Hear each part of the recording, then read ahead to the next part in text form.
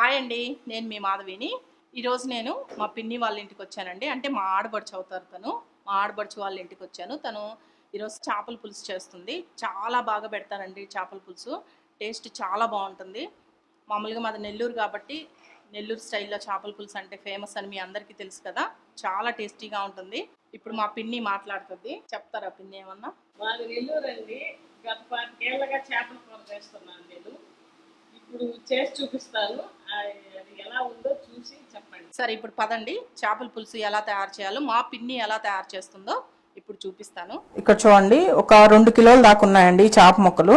ఇక్కడ పిన్ని 2 కిలోల చేప ముక్కలు తీసుకుంది. వీటిని శుభ్రంగా క్లీన్ చేసి పెట్టుకుంది. ఈ విధంగా ముందుగా స్టవ్ పైన ప్యాన్ పెట్టుకున్నారు. దాంట్లో ఎన్ని స్పూన్లు వేస్తారు? 5-6 స్పూన్ల దాకా ఆయిల్ వేసుకోండి.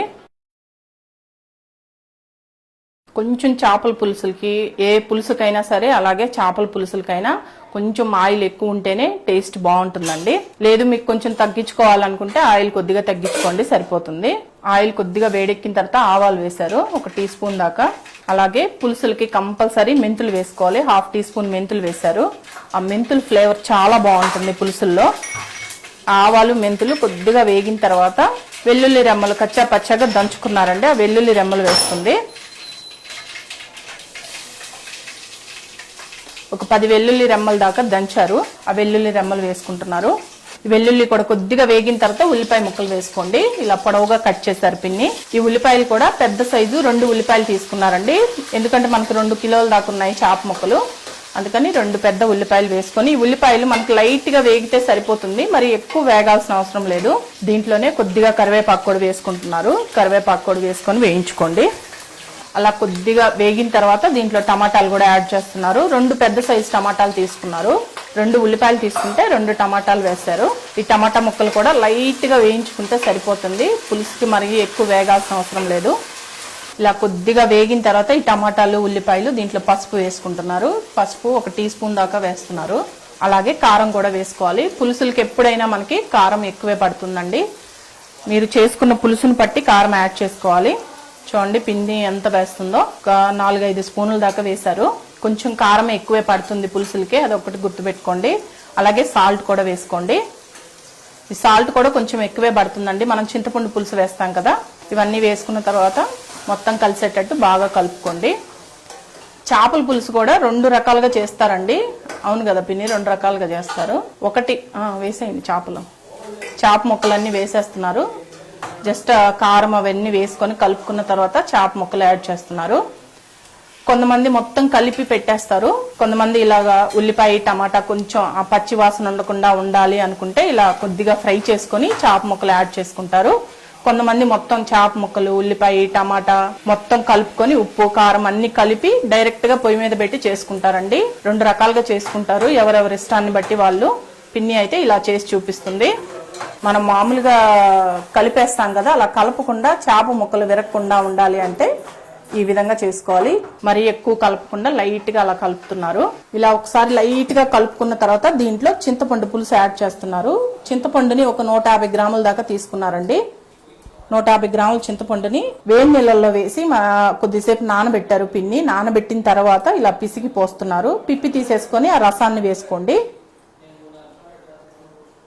ఇలా చింతపండు పులుసు మొత్తం పోసుకున్న తర్వాత ఆ చింతపండు పిప్పిలోనే కొద్దిగా వాటర్ యాడ్ చేసుకొని బాగా పిసికి ఆ రసం కూడా పోసేసుకోండి. చింతపండు పులుసు కూడా పోసిన తర్వాత కలపొద్దండి, మనకి ముక్క అనేది విడిపోతుంది. కలపకుండా జస్ట్ ఆ విధంగా తిప్పుకుంటే సరిపోతుంది. ఈ పులుసు రెడీ అయిన తర్వాత లాస్ట్ దాకా అయినా సరే మీరు కలపకూడదు. కలపకుండానే మధ్య మధ్యలో అలా తిప్పుకొని స్టవ్ మీద పెట్టుకొని ఉడికించుకుంటే సరిపోతుంది. ఇలా మూత పెట్టుకున్న తర్వాత ఒక 5 నిమిషాలు హై ఫ్లేమ్లో పెట్టి ఉడికించండి. తర్వాత సిమ్లో పెట్టి ఉడికించుకున్నారంటే అంటే మనకి కొంచెం చిక్కగా రావాలి పులుసు అనేది.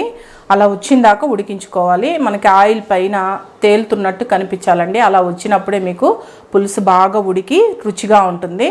ముక్కకు కూడా బాగా పులుసు పడుతుంది చేప ముక్కకి. మధ్య మధ్యలో మీరు మూత తీసి ఒకసారి ఈ విధంగా తిప్పుకోండి. వీడియోలో చూపిస్తున్నట్లు కలపన మటుకు కలపొద్దండి. ఇలా తిప్పుకొని మళ్ళీ స్టవ్ పైన పెట్టుకొని మూత పెట్టి ఉడికిస్తూ ఉండాలి.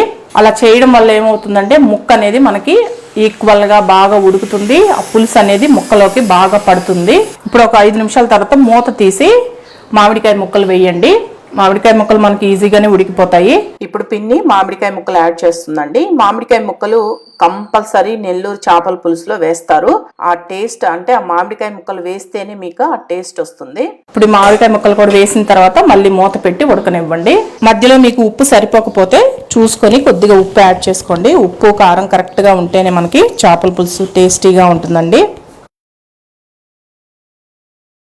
ఇప్పుడు మూత తీసి చూడండి.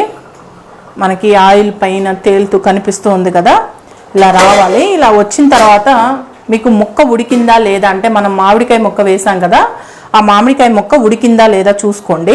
చూడండి ఇంకొంచెం లైట్గా ఉడకాలి. ఆ మామిడికాయ ముక్క ఉడికింది అంటే మనకి పులుసు రెడీ అయిపోతుంది. ఆ మామిడికాయ ముక్క కొంచెం పచ్చిగా ఉందండి, ఇంకొద్దిగా ఉడకాలి. ఇప్పుడు కొత్తిమీర కూడా వేసేస్తున్నారు ఒకటేసారి. మీకు కావాలంటే ఈ కొత్తిమీరని లాస్ట్లో పులుసు ఉడికిన తర్వాత లాస్ట్లో అయినా వేసుకోవచ్చండి.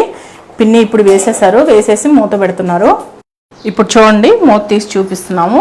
బాగా చిక్కబడిపోయింది కదా, ఆయిల్ కూడా మీకు పైన కనిపిస్తూ ఉంది చూడండి. ఇలా రావాలి. ఇలా వచ్చింది అంటే మనకి చేపల పులుసు చాలా బాగుంటుంది. 2-3 రోజులైనా చాలా టేస్టీగా ఉంటుందండి. వండిన రోజు కంటే మీకు మరుసటి రోజుకి ఇంకా రుచిగా ఉంటుంది. మనకి మామిడికాయ ముక్కలు కూడా బాగా ఉడికిపోయాయి.